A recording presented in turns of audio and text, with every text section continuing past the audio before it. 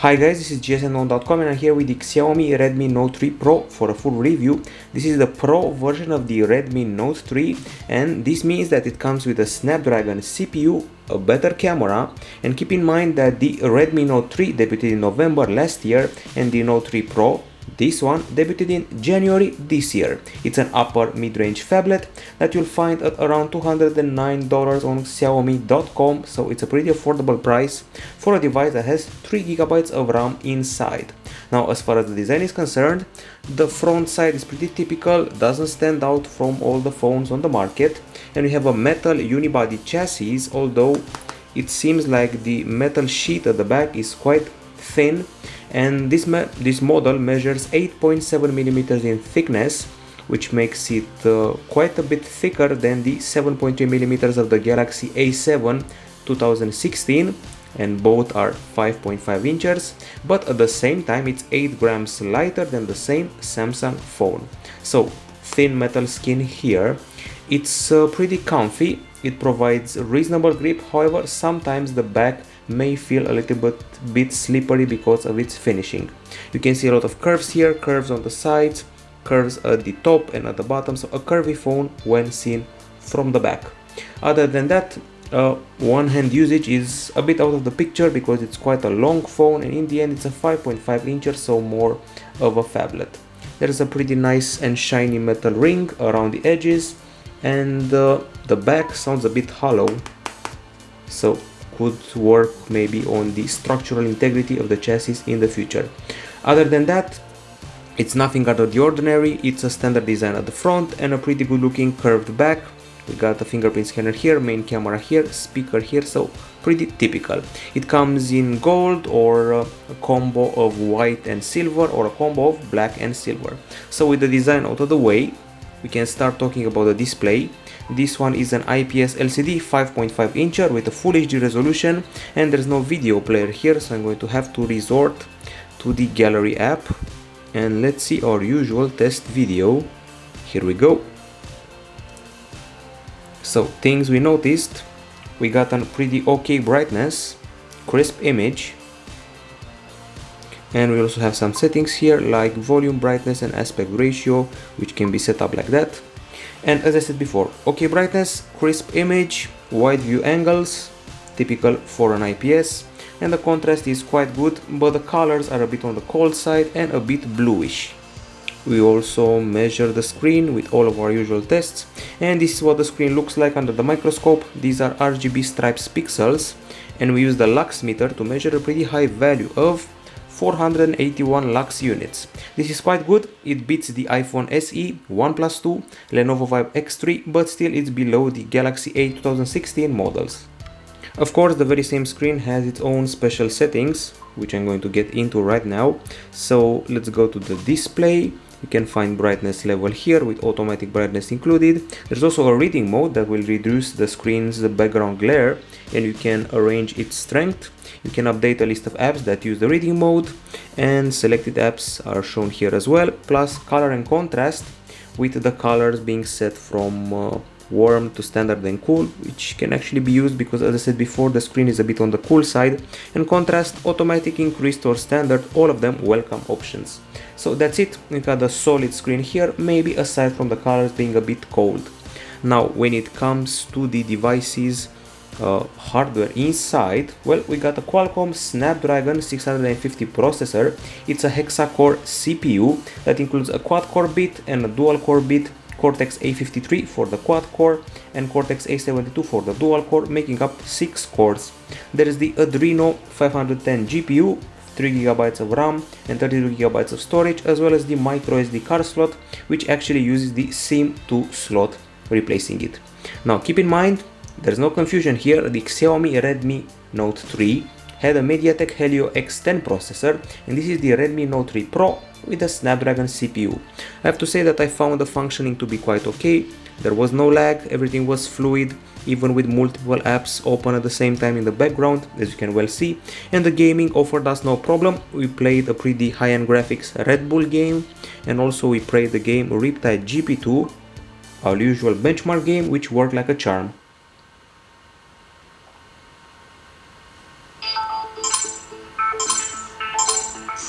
So here we go. Let's turn down the volume only a little bit and see what the graphics are like here.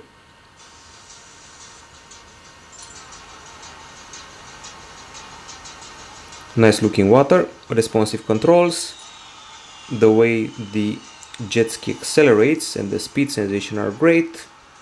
Nice shadows, textures, no frame drops, so everything is excellent here. Okay, we're done with the performance section, but however, we must also talk about the benchmarks that are an important bit of our analysis. Okay, so screenshots are available here. I will not insist too much on them. You can see a few of them here. For example, in Quadrant, we were shocked to find out we surpassed the Sony Xperia Z5.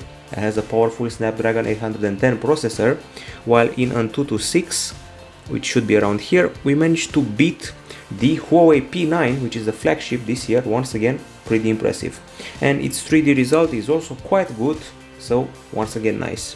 In 3D Mark, in the iStorm Unlimited test, we were the equals of the iPhone 6 Plus, which is no small thing nowadays. Even now, after almost 2 years, it remains a solid phablet. So overall good benchmarks. And now let's see how we did in the temperature test. So after playing the game Riptide, you saw before Riptide GP2, we achieved 38 degrees Celsius after 15 minutes, no overheating here. And after the very intensive benchmark GFX bench, 35.7 degrees Celsius, no overheating yet again. Time to discuss the battery. Lithium polymer unit, 4000 mAh, quite capable, and a charger with a 5V 2A capacity. On paper we're promised 32 hours of audio or 24 hours of 4G standby, and in our test, which I'm going to look for here, we achieved 11 hours and 45 minutes of continuous HD video playback, which is simply great. We even beat the Galaxy Note 5, Galaxy S6 Edge Plus, but we scored below the Xiaomi Mi 5. In PCMark, another great result, actually fantastic, 11 hours and 5 minutes, which places this phone on the 5th spot of all the phones we tested over the past years. So basically it beats all the phones out there minus the battery phones, and it's almost a battery phone in itself. Now when it comes to charging, it required 2 hours and 24 minutes, which is just okay and better than the HTC One M8 and Lenovo Vibe X3. We also have special settings for the battery. However, this time, unlike on other phones, we have to look for them, we have to dig a bit. So battery, power, we got battery profiles, it can be default, marathon or sleep. As you can see, they have to do with connectivity settings. Wi-Fi off and data services off, that's marathon. And that's activated here. Then we got default, we got sleep. You can turn off all the network functions like call, SMS and Wi-Fi. And you can create your very own profile by cleaning memory, messing up with the network and things like that. Battery saver, you can choose a certain percentage to activate it, schedule profile switch and schedule power on off. But there's more. You can mess with the system animation, you can hide them or show them to save even more juice, and manage the batteries, the battery usage of the applications on the device, and you can choose which apps use how much batteries, and 3 power saving modes: off, standard and advanced, that will restrict access to location services and network, for example, sometimes.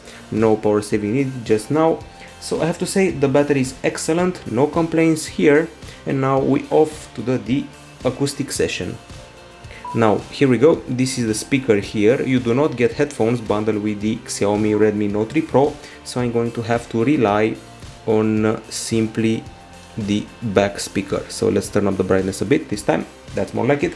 So once again, only the back speaker, no headphones here, and let's see the music player. This is it, it's the MIUI player, and its settings are available here. Apparently you need to sign in for some extra options that are related to Mi account, but we want to see these ones: headphones and audio effects. Sadly, you can only trigger the equalizer and such settings if you attach a pair of headphones. We get an equalizer, you have the Mi sound enhancer and special options for special types of headphones. So that's pretty much it. And now it's time to listen to a tune or two.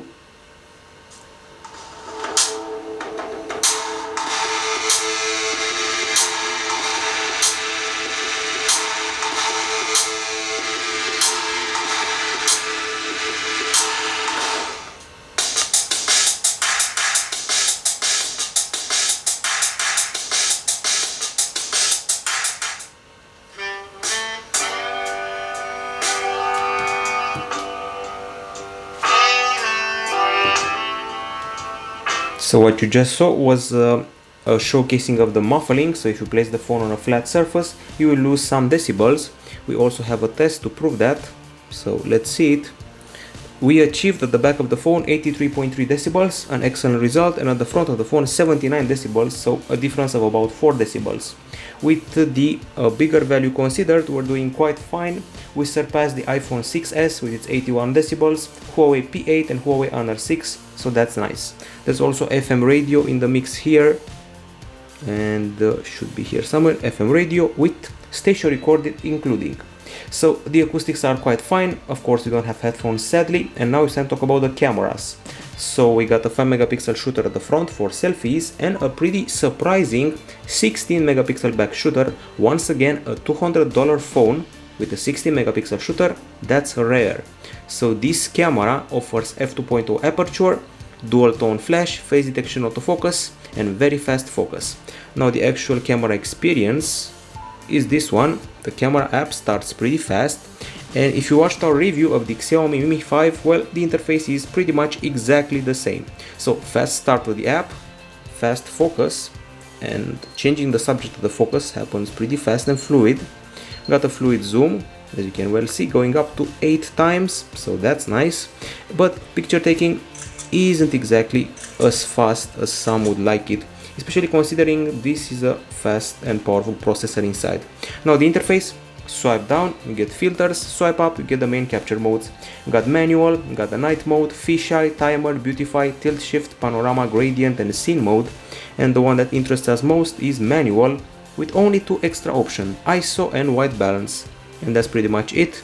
And then the settings, nothing important here, save location, watermark, grid lines, scan QR codes, camera frame, picture quality, age and gender, which can be detected automatically, and somehow you cannot set up the resolution, believe it or not. On the video side, this is pretty much it. Time-lapse and slow motion set up here. At least you can set up the resolution here, unlike the previous thingy where you can only set up the quality, and that's that. You can also activate HDR from here, and we are done with the interface. Time to check out the gallery app and see the captures we've taken. So here we are with the gallery. We have daytime shots and nighttime shots, so let's take them one by one. I'm going to start off with the daytime shots. So as far as I can tell, we have some pretty good colors here, as you can well see, maybe except from the sky that in some shots feels a bit over sharpened and artificial. The images are clear and crisp, and even when zooming in, at least on the first level, the quality and clarity is good, but when zooming in at the max, you will lose some quality. As I said before, the sky does not feel realistic because of its hue, and here you can see the HDR in action. What seems like a slightly dark photo becomes a clearer photo, but with the expense of these totally unrealistic colors. I have to say that the details in landscape shots are quite good. And now it's time to go to some close-ups of flowers, because we also have those. Here we go. Quite nice, very nice texture, very nice color, and excellent details of these flower close-ups, both in the shade and in the sun. And once again, HDR, you cannot tell what's written on this bell, but with the HDR you can, so that's a nice use of it. Okay, nice texture of these monuments. And this is a selfie. Was taken in the sun, but that's no excuse for being so washed out, and it was a bit underwhelming if you ask me. And once again, great use of the HDR. As you can see, I quite used it a lot to highlight some dynamic range requiring aspects. I played with the fisheye lens option. Of course, it's a gimmick, but some people may use it. That's the tilt shift, letting you use certain blurred parts of the image to highlight the ones that are not blurred. Anyway, a few more shots here, nice texture of the car, good clarity here. So in general, we don't have many objections, aside from the over sharpening and maybe some colors that were off every once in a while. Good exposure, white balance, and generally I was happy with the results, clarity wise. Okay, good texture of the cars and buildings, and both in close-ups and in landscapes we were happy with the results. We also did a panorama, should be here somewhere, and let's actually try and find it.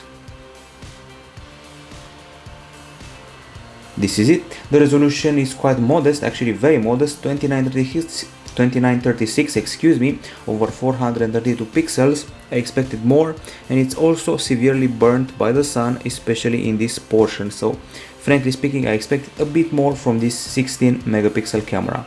While the daytime capture is okay for a $200 phone, let's see how the nighttime capture was handled. And here we go. These are the shots taken in low light conditions. Seems that the camera cannot exactly face the darkness very well. As you can see here, we have some foggy shots and some slightly blurry shots. The lights have big halos, and the texture of the monuments isn't exactly very impressive. Well, at least the flash makes pictures a bit more okay, both texture wise and color wise. Shot without a flash, shot with a flash, so it kind of solves things. And here we are again, pretty blurry, not very impressive and not very clear, some grain and some yellowish hues, but in the end it's workable with not more than that during the nighttime. Overall, I can compare the quality of the photos at around the same level as the Huawei Honor 7 or the Huawei Honor 5X, but the selfies were rather poor. Now on the video side of things, we shot videos in MP4 format, Full HD, 30 frames per second, with a bitrate of 15 frames per second. And here we go. Let's find the clips and check them out. So we got this one here.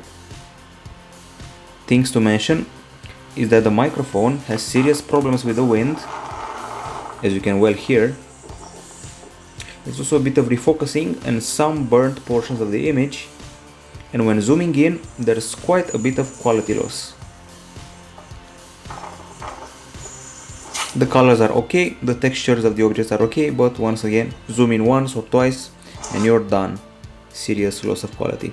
This is a slow motion clip, quite well done, but a bit pixelated for my expectations. Okay, and we also have some shaky clips here and there. We even tried out the stabilization by walking around, digital stabilization of course. A bit of a letdown, the camera lost a bit of focus, it toyed with the exposure in a negative fashion, so not exactly impressive. Also, in the times when we filmed and caught the sky, this very blue sky, didn't look realistic one bit, so that's a problem in my book. Here we go. Once again, wind problems, refocusing and bizarre sky, and I will not even begin to criticize the low light video capture because it's very poor. Everything drops. The bitrate is 7 mega per second, the frame rate is 16 frames per second, it moves in frames, it's not very clear, it's grainy and yellowish, so in low light, disappointing.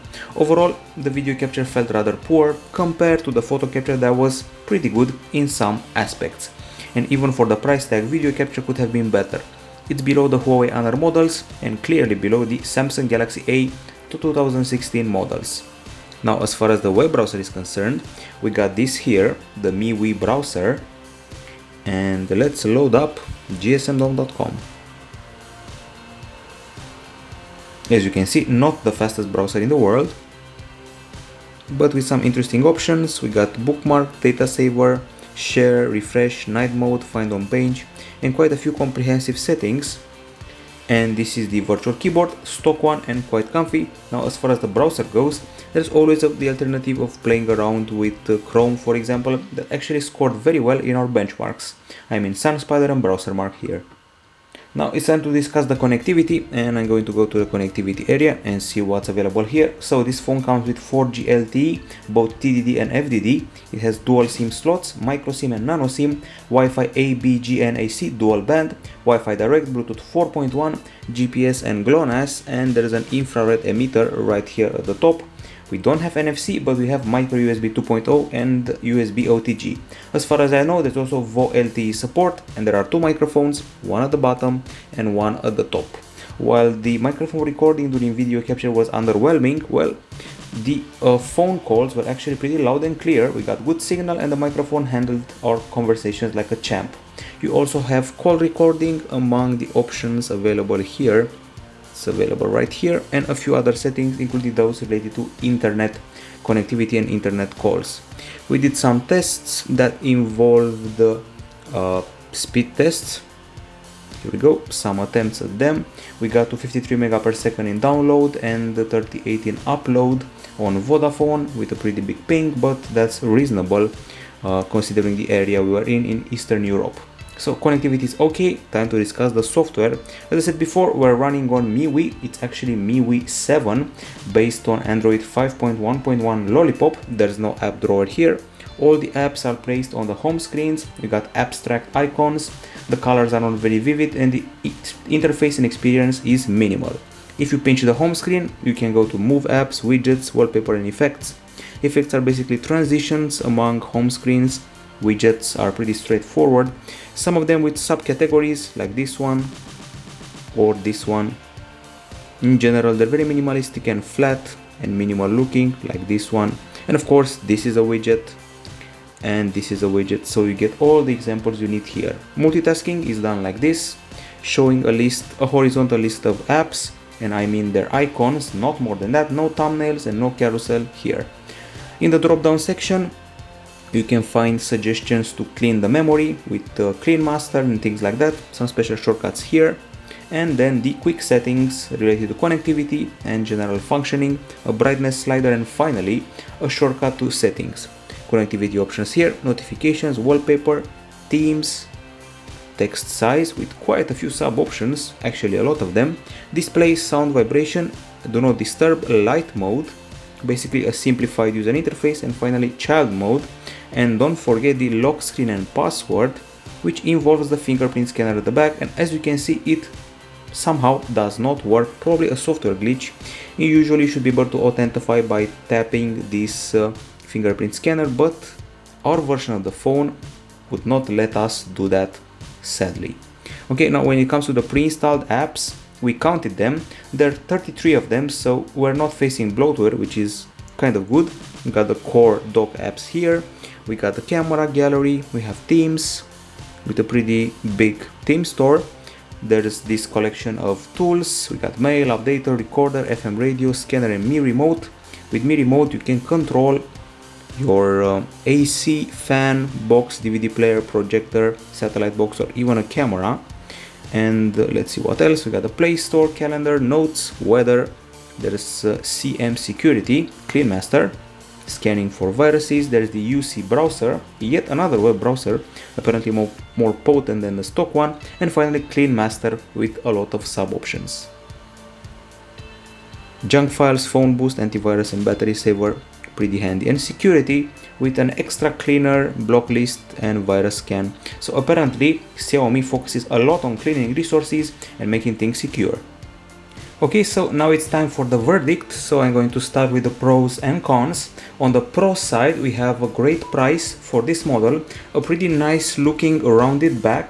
There's also the good brightness of the screen, great performance as revealed by the benchmarks and the day-to-day usage, a fantastic battery, almost at the level of the battery phones, a pretty loud volume for the back speaker, good close-ups and generally good camera shots, and no bloatware, which is nice. Those were the pros. Now on the con side, we got a slightly slippery case, a muffled back speaker, weak selfies, over sharpening of the photos, video capture could have been better, and low light capture also.